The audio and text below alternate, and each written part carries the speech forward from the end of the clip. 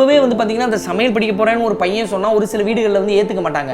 So அவருடைய காலகட்டத்தில் எப்படி ஏற்றிருப்பாங்க? சமைக்க வாய்ப்பு கொடுக்க போகிறாங்க, எல்லாரையும் சமைச்சு அசத்த போகிறோம் அப்படின்னு வந்து பார்த்தா ஒரு 300 மூட வெங்காயத்தை உரிக்கணும்னு சொல்கிறாங்க. நீங்கள் 31 வயசில் வந்து எல்லா எக்ஸ்பீரியன்ஸையும் தூக்கி போட்டுட்டு ப்ரொஃபஸராக வந்திருக்கமே அப்படின்னு சொல்லிட்டு வருத்தப்படுறாரு. குக்கர் போகிறான்டா, சமையக்காரன் போகிறான்டா அப்படின்னு சொல்லும்போது ஒரு மாதிரி விரக்தி ஆகும். இந்த ஷெஃப் அப்படின்ற வார்த்தையை கேட்கறதுக்கு நான் 30 வருடங்கள் காத்திருந்தேன் அப்படின்னு சொல்லிட்டு ஷெஃப் தாமு அவர்கள் வந்து சொல்றாரு.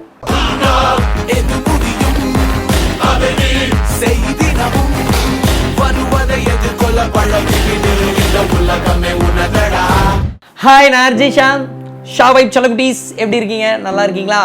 இன்னைக்கு வந்து பார்த்தீங்கன்னா ஷெஃப் தாமு அவர்கள் பற்றி வந்து பேச போகிறோம். சிரிச்சுக்கிட்டே இருக்கிற ஒரு மனுஷன், தங்கமான ஒரு மனுஷன் அப்படின்னு வந்து அவரை பற்றி சொல்லலாம். 10 வருஷமாக எனக்கு அவரை தெரியும். அப்படியே இருக்கார் தாமு அவர்கள். ஸோ அவரை பற்றி தான் இந்த வீடியோவில் வந்து பார்க்க போகிறோம்.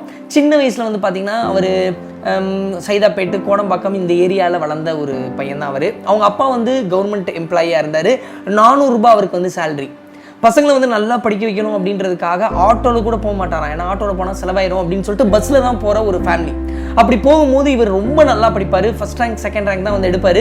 சின்ன வயசில் வந்து பார்த்தீங்கன்னா அந்த ஏரடுப்பு அப்படின்னு சொல்லுவாங்களே, இந்த மண்ணெல்லாம் ஊற்றி அந்த ஏரடுப்பு, அந்த ஏரடுப்பில் அம்மாவும் அப்பாவும் இல்லாதப்ப சமைச்சிருக்காரு.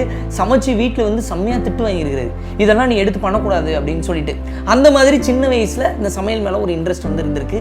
அப்படியே போகும்போது PUC, இப்போ தான் 11th 12thலாம் இருக்குது. அவருடைய காலத்தில் PUC தான் இருந்திருக்கு. PUCலாம் முடிக்கும் போது வந்து பார்த்தீங்கன்னா டாக்டர் படிக்கிறதுக்கான வாய்ப்பே கிடைச்சிருக்கு அவருக்கு. ஏன்னா அவ்வளோ நல்லா படிப்பார். அவ்வளோ நல்லா படித்தாலும் கூட, டாக்டர் படிக்கிறதுக்கான வாய்ப்பு கிடைச்சாலும் கூட, காசு இல்லாத காரணத்தினால டாக்டர் அப்படின்ற ஒரு விஷயத்தை வந்து சாக்ரிஃபைஸ் பண்ணிட்டு அப்பா வந்து கஷ்டப்படுத்தக்கூடாது அப்படின்னு சொல்லிட்டு அப்பா சொல் பேச்சு கேட்டு கெமிஸ்ட்ரி ஜாயின் பண்ணுறாரு. கெமிஸ்ட்ரி ஜாயின் பண்ணி கொஞ்ச நாள்லேயே வந்து பார்த்தீங்கன்னா அவருக்கு பிடிக்கல. உடனே என்ன பண்ணுறாருன்னா, அந்த கேட்ரிங் ஒன்று இருக்குது, நான் வந்து சமையலுக்கு படிக்க போகிறேன் அப்படின்னு வந்து சொல்கிறாரு. இந்தியாவிலே 4 இடங்கள்ல தான் அந்த படிப்பு வந்து இருக்குது. இப்போவே வந்து பார்த்தீங்கன்னா அந்த சமையல் படிக்க போகிறேன்னு ஒரு பையன் சொன்னால் ஒரு சில வீடுகளில் வந்து ஏற்றுக்க மாட்டாங்க. ஸோ அவருடைய காலகட்டத்தில் எப்படி ஏற்றிருப்பாங்க யோசித்து பாருங்கள்.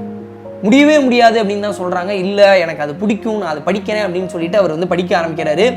300 ரூபாய் அவருக்கு ஸ்காலர்ஷிப் வந்து கிடைக்குது. தரமணியில் இருக்கக்கூடிய கேட்ரிங் காலேஜில், கவர்மெண்ட் காலேஜில் அவருக்கு சீட்டு கிடைச்சி 300 ரூபாய் ஸ்காலர்ஷிப் வருஷத்துக்கு. 210 ரூபா தான் ஃபீஸு. ஸோ மிச்சம் 90 ரூபாய் எடுத்துகிட்டு போய் அப்பா கிட்ட போய் கொடுத்துருவாரு. அது மட்டும் இல்லாமல் ஃபஸ்ட் இயர்லேருந்தே வந்து பார்த்தீங்கன்னா அவர் என்ன பண்ணுறாரு அப்படின்னா, ஒரு ஹோட்டல்லையும் வேலை பார்க்குறாரு. ஒரு நாளைக்கு 10 ரூபா சேலரி வந்து கிடைக்குது. அந்த 300 ரூபாயை எடுத்துகிட்டு போய் அப்பா கிட்ட தான் கொடுக்குறாரு. ஃபர்ஸ்ட் இயரில் கோல்டு மெடலு, செகண்ட் இயரில் கோல்டு மெடலு, தேர்ட் இயர் படிக்கும் போது அவர் பண்ணது வந்து பிடிச்சி தாஜில் வந்து நீ ட்ரைனிங் வர்றியா அப்படின்னு வந்து கேட்குறாங்க. மும்பை தாஜ் போகிறாரு. போகும்போது இவர் என்ன நினைக்கிறாரு அப்படின்னு வந்தால், நம்ம போகிறோம் அப்படியே எல்லாருக்கும் சமைச்சு கொடுக்க போகிறோம், ஏன்னா நம்ம சமைச்சது பிடிச்சி தானே நம்மளை கூப்பிட்டாங்க, நம்ம சமைச்சு வந்து வேறு லெவல் பண்ண போகிறோம் அப்படின்னு சொல்லிட்டு போகும்போது பாம்பேயில் தான் ஒரு ட்விஸ்ட்டு. ஃபஸ்ட்டு 2-3 நாள் வந்து அவருக்கு ரூம் அரேஞ்ச் பண்ணல. வேறு வழியே இல்லாமல் ரயில்வே ஸ்டேஷனில் வந்து தங்கியிருக்காரு. தங்கி முடித்து அந்த ஹோட்டலுக்குள்ளே போனால் நமக்கு வந்து சமைக்க வாய்ப்பு கொடுக்க போகிறாங்க, எல்லாரையும் சமைச்சு அசத்த போகிறோம் அப்படின்னு வந்து பார்த்தா முதல்ல என்ன சொல்கிறாங்க, ஒரு 300 மூட வெங்காயத்தை உரிக்கணும்னு சொல்கிறாங்க. என்னடா எடுத்தோன்னே இப்படி ஒரு வேலையை கொடுக்குறாங்க அப்படின்னு சொல்லிட்டு கண்ணு கலங்கிட்டே உரிச்சிக்கிட்டே இருக்காரு. இது வந்து சில நாட்கள் வந்து போகுது. அதுக்கப்புறம் என்ன பண்ணுறாங்க, அதுக்கப்புறம் வந்து ஒரு ஹையர் போஸ்ட் உங்களுக்கு அப்படின்னு சொல்கிறாங்க. இவர் சந்தோஷமாக ஓகே அப்படின்னு சொல்லிட்டு இருக்கும்போது என்ன ஆகுது அப்படின்னு வந்து பார்த்தீங்கன்னா 300 கிலோ உருளைக்கிழங்கு உரிக்கணும்னு சொல்கிறாங்க. என்னடா இது, ஹையர் போஸ்ட்னா நம்மளை வந்து சட்டியில் ஏதாவது பண்ண சொல்லுவாங்க, டிஷ் ஏதாவது பண்ண சொல்லுவாங்கன்னு நினச்சா உருளைக்கிழங்கு உரிக்க சொல்கிறாங்கன்னு சொல்லிட்டு உருளைக்கிழங்கு உரிச்சிருக்காரு. அதுக்கப்புறம் என்ன பண்ணியிருக்காரு அப்படின்னு வந்து பார்த்தீங்கன்னா கோல்ட் ரூம் அப்படின்னு இருக்குது, இந்த மட்டன்லாம் வைப்பாங்க பார்த்தீங்களா, அந்த கோல்ட் ரூமை போய் க்ளீன் பண்ணணும்னு சொல்கிறாங்க. -10 டிகிரியில் இருக்கும். போய் க்ளீன் பண்ணும்போது அதெல்லாம் வந்து கையால் ஒரு சில நேரம் எடுக்க வேண்டியது இருக்கும். அந்த ஐஸ் கட்டியெல்லாம் அப்படி எடுக்கும்போது கையெல்லாம் அறுத்துருக்கு, ரத்தமாக வந்திருக்கு. அவர் ரொம்ப ஃபீல் பண்ண ஆரம்பிச்சிட்டாரு. நம்ம டாக்டர் கிடச்சி டாக்டருக்கும் படிக்கலை, ஒருவேளை அப்பா சொன்ன கெமிஸ்ட்ரியாவது படிச்சிருக்கணுமோ, இதை தேவையில்லாமல் படித்து இங்கே வந்து இவ்வளோ கஷ்டப்பட வேண்டியதாக இருக்கே. மொழி தெரியாத ஊரில் வந்து 2 வேளை சாப்பாடு தான் கிடைக்கிது நம்ம வேலை பார்க்கும்போது. அது மட்டும் இல்லாமல் கையிலெல்லாம் வேறு ரத்தமாக வருது. இது தாண்டி நான் ரூம் சர்வீஸ் வேறு பண்ண வேண்டியது இருக்குது, ரொம்ப கஷ்டமாக இருக்குது, எனக்கு அழுகையாக வருதுன்னு சொல்லிட்டு அப்பாவுக்கு லெட்டர் எழுதியிருக்காரு. அப்பா, நான் ஊருக்கே வந்துடுறேன்ப்பா, என்னையால் முடியலப்பா, கையெல்லாம் ரத்தமாக இருக்குப்பா, உருளைக்கிழங்கு உரிக்க சொல்கிறாங்க, வெங்காயம் உரிக்க சொல்கிறாங்க, நான் எப்போ சமைப்பேனே தெரியலப்பா, எனக்கு அழுகையாக வருதுப்பா அப்படின்னு சொல்லிட்டு அப்பாவுக்கு லெட்டர் எழுதுறாரு. உடனே அப்பா பதில் கடிதம் எழுதுறாரு. சரி, அப்பா நம்ம ஊருக்கு வர சொல்லிடுவாரு, நம்ம ஊருக்கு போயிடலாம், அங்கே போய் ஏதாவது பொழைச்சிக்கலாம் அப்படின்னு சொல்லிட்டு நினைக்கும் போது அப்பா எழுதுறாரு. என்ன எழுதுறாரு அப்படின்னா, நீ போன இடத்துல நல்ல பேர் வாங்காமல் வரவே கூடாது. நீ நல்ல பேர் வாங்கிட்டு எல்லார்ட்டையும் இவன் தான் சூப்பர் அப்படின்னு சொல்லிட்டு இவன் போகக்கூடாது அப்படின்னு நினைக்கும் போது நீ வா. இவன் போனால் பரவாயில்ல அப்படின்னு சொல்லிட்டு நினச்சி உன்னை அனுப்புறதை நான் விரும்பவே மாட்டேன். நீயே செலக்ட் பண்ண கோர்ஸு, ஒழுங்கா உன்னோட ட்ரைனிங்கை முடிச்சுட்டு வா அப்படின்னு சொல்லிட்டு அனுப்புறாரு. வேற வழியே இல்லை. அப்பாவே சொல்லிட்டாங்க, இனிமேல் நம்ம ஊருக்கும் போக முடியாது அப்படின்னு சொல்லிட்டு வழிகளெல்லாம் கடந்து வேலைகள்லாம் வந்து தொடர்ச்சியாக பார்த்துக்கிட்டே இருக்காரு. வேலைகள் தொடர்ந்து பார்க்கும்போது வந்து இவர் நல்லா வேலை பார்க்குறாரு அப்படின்னு சொல்லிட்டு அவருக்கு அதுக்கப்புறம் வந்து என்ன பண்ணுறாங்கன்னா சிப்ஸ் போடுறதுக்கான வாய்ப்பு கொடுக்குறாங்க. உருளைக்கிழங்க வந்து உரிக்க ஆரம்பிச்சவர் சிப்ஸ் போட ஆரம்பிக்கிறாரு. இதே மாதிரி வந்து பார்த்தீங்கன்னா 1000 முட்டைகளை வச்சு மைனீஸ் பண்ணுறதுக்கான வாய்ப்பு கிடைக்குது. அந்த மைனீஸ் பண்ணும்போது என்ன ஆகுது அப்படின்னு வந்து பார்த்தீங்கன்னா எதிர்பாராத விதமாக திரிஞ்சு போயிடுது. இவர் ஷாக் ஆயிட்டாரு, என்ன பண்றதுன்னு தெரியல, பதட்டத்தில் இருக்கும்போது இதை கண்டோடனே கடுப்பாய் வந்து ஷெஃப் என்ன பண்றாருன்னா பலாறு அரைஞ்சிடுறாரு. கன்னத்துல 4 விரல் வந்து பதிஞ்சிருது. இவர் பதட்டமாயிடுறாரு, அழுகையா வருது.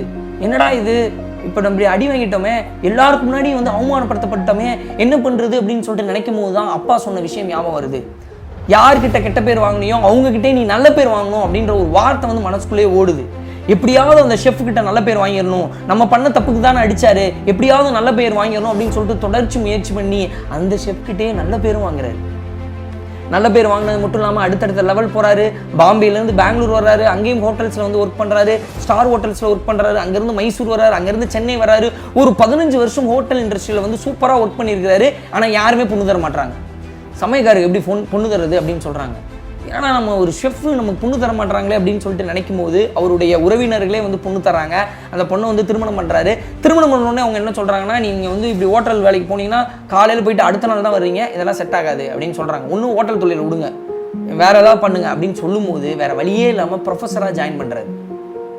15 வயசுலேருந்து வேலை பார்க்குறோம், ஒரு 16 வருஷம் வேலை பார்த்துட்டோம், நீங்கள் 31 வயசில் வந்து எல்லா எக்ஸ்பீரியன்ஸையும் தூக்கி போட்டுட்டு ப்ரொஃபஸராக வந்திருக்கமே அப்படின்னு சொல்லிட்டு வருத்தப்படுறாரு. நம்ம எக்ஸ்பீரியன்ஸ்லாம் வேஸ்ட் ஆயிடுச்சு அப்படின்னு சொல்லிட்டு ஒரு கணம் வந்து நினச்சி பார்க்குறாரு. அதுக்கப்புறம் ப்ரொஃபஸர்லேருந்து விபி, அதுக்கப்புறம் பிரின்சிபலாக மாறும்போது தான் அவருடைய எக்ஸ்பீரியன்ஸ் எந்த அளவுக்கு யூஸ்ஃபுல்லாக இருந்ததுன்னு தெரிய வருது. இது வரைக்கும் நான் 6000 ஸ்டூடெண்ட்டுக்கு வேலை வாங்கி கொடுத்துருக்கேன், என்னுடைய எக்ஸ்பீரியன்ஸ்லாம் வேஸ்ட்டாக போச்சு அப்படின்னு நினச்சேன். என்னுடைய எக்ஸ்பீரியன்ஸ்னால ஒரு 6000 குடும்பங்களுக்கு என்னையால் வழிகாட்ட முடிஞ்சது அப்படின்னு சொல்லிட்டு தாமு அவர்கள் வந்து சொல்கிறாரு. அது மட்டும் இல்லாமல் அதுக்கப்புறம் ராஜ் டிவியில் ஷோஸ் பண்ணுறாரு, ஜெயா டிவியில் ஷோ பண்ணுறாரு. குக்கரில் பிரியாணி விற்கிறதுன்னு அவர் சொல்லி கொடுத்தது வந்து வேற லெவல் ஹிட்டு. அப்படி ஹிட் ஆனாலும் தெருக்களில் போகும்போது, ஏரியாக்களில் போகும்போது அவரை வந்து சமயக்காரு, குக்கரு அப்படின்னு தான் கூப்பிடுவாங்க. குக்கர் போகிறான்டா, சமயக்காரன் போகிறான்டா அப்படின்னு சொல்லும்போது ஒரு மாதிரி விரக்தி ஆகும். ஒரு 25 வருஷமா வந்து நம்ம ப்ரொஃபஸராக இருந்திருக்கோம், நல்ல நல்ல ஹோட்டல்ஸில் வந்து வேலை பார்த்துருக்கோம், அப்படியே நம்மளை குக்கர்னு சொல்கிறாங்களே, சமயக்காரன்னு சொல்கிறாங்களே அப்படின்னு சொல்லிட்டு ரொம்ப வருத்தப்பட்டிருக்காரு. என்னைய வந்து ஷெஃப்னு கூப்பிடணும் அப்படின்னு சொல்லிட்டு ஆசைப்பட்டிருக்காரு. நம்ம ஏதாவது சாதனை பண்ணியே ஆகணும் இந்த உலகத்தில் பிறந்ததுக்கு அப்படின்னு சொல்லிட்டு 2010 டிசம்பர் 22 அவருடைய 45 வயதுல ஒரே ஒரு மனுஷன் ஒரு மிகப்பெரிய நிறைய டிஷ்ஷஸ் வந்து உருவாக்குனாரு, பெரிய சமையல் மராத்தான் பண்ணாரு அப்படின்னு சொல்லிட்டு ஒரு சாதனை பண்ணணும் அப்படின்னு சொல்லிட்டு முடிவெடுக்கிறாரு. முடிவெடுத்து 24 மணி நேரம் 30 நிமிஷம் 12 செகண்ட் வந்து சமைக்கிறாரு மனுஷன். 617 டிஷ்ஷஸ் வந்து ஒரே மனுஷன் அவர் வந்து சமைக்கிறாரு. 190 கிலோ வந்து சமைக்கிறாரு. அவ்வளவு நேரம் நின்று சமைச்சதுக்கு தன்னுடைய மனைவியும் மகளும் பயங்கரமா சப்போர்ட் பண்ணாங்க அப்படின்னு வந்து சொல்றாரு. அவ்வளவு நேரம் நின்று சமைச்சதுனால கால்கள்லாம் வலிகள்னால இப்படி வந்து ஓப்பன் ஆயிடுச்சு. ஒரு வாரத்துக்கு நான் படுத்த படுக்கையாக தான் இருந்தேன் அப்படின்னு வந்து சொல்றாரு. அதற்கப்புறம் சில நாட்களுக்கு அப்புறம் லண்டன்ல இருக்கக்கூடிய கின்னஸ் புக்கில் 219வது பக்கத்துல ஷெஃப் தாமு அவர்கள் கின்னஸ் ரெக்கார்ட் பண்ணாரு அப்படின்னு சொல்லிட்டு அந்த பேஜை பார்க்கும்போது எனக்கு சந்தோஷமா இருந்தது. வாழ்க்கையில நம்மளும் ஏதோ சாதிச்சிட்டோம் அப்படின்னு சொல்லிட்டு சிறகு விரிச்சு பறக்க ஆரம்பிச்சிட்டேன். நம்மளுடைய துறையில நம்ம ஒரு இலக்கை நோக்கி பயணம் செஞ்சோம். இன்னைக்கு வந்து லண்டன்ல இருக்கக்கூடிய கின்னஸ் புக்ல என்னுடைய பெயர் இருக்கு அப்படின்னு சொல்லிட்டு சந்தோஷப்பட ஆரம்பிச்சேன். அந்த வைப்ரேஷன், அந்த எனர்ஜி சுத்தி இருக்கிற எல்லாரும் என்னை வந்து பேப்பர்ல இருந்து எல்லாத்துலயும் என்ன ஷெஃப் அப்படின்னு சொல்லிட்டு எழுத ஆரம்பிச்சாங்க. சுத்தி இருக்க மக்கள் எல்லாரும் வந்து என்ன ஷெஃப் அப்படின்னு சொல்லிட்டு கொண்டாட ஆரம்பிச்சாங்க. இன்னைக்கு குக் வித் கோமாளி வந்ததுக்கு அப்புறம் எல்லாரும் என்ன ஷெஃப் ஷெஃப் அப்படின்னு கூப்பிடும்போது என்னுடைய உழைப்புக்கு மரியாதை கிடைத்தது அப்படின்னு சொல்லிட்டு எனக்கு வந்து சந்தோஷமா இருக்கு.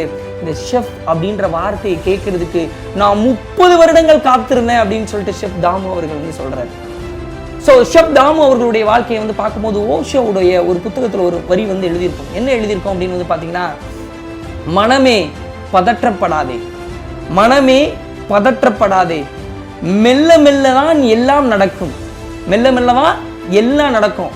ஒரு தோட்டக்கார் வந்து 100 குடங்களை வைத்து தண்ணீர் ஊத்தினாலும் கூட பருவம் வரும்போதுதான் பூக்கள் பூக்கும் அப்படின்னு சொல்லியிருக்காரு. ஷெஃப் தாமு அவர்களுடைய வாழ்க்கை, ஓஷோ அவர்களுடைய வார்த்தை உலகத்தில் ஏதோ மூலையில் இருக்கக்கூடிய பொண்ணோடையோ பையனோடையோ திருநங்கையினுடையோ வாழ்க்கையை மாற்றும் அப்படின்னு சொல்லிட்டு நான் நம்புறேன். Thank you so much.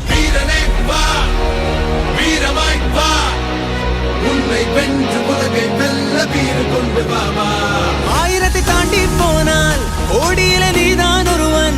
நாடி நரம்பெல்லாம் வெற்றி போராட்டமே. உன்னுடைய எல்லை நீயே, உலகத்துக்கு பிள்ளை நீயே. போலையாகும் மூக்கில் தேகம் உன் துணையே. வீரனை வா, வீரமாய் வா, உன்னை வென்று உலகை வெல்ல வீறு கொண்டு வாமா. 1000 தாண்டி போனால் ஓடியில நீதான் ஒருவன். நாடி நரம்பெல்லாம் வெற்றி போராட்டமே.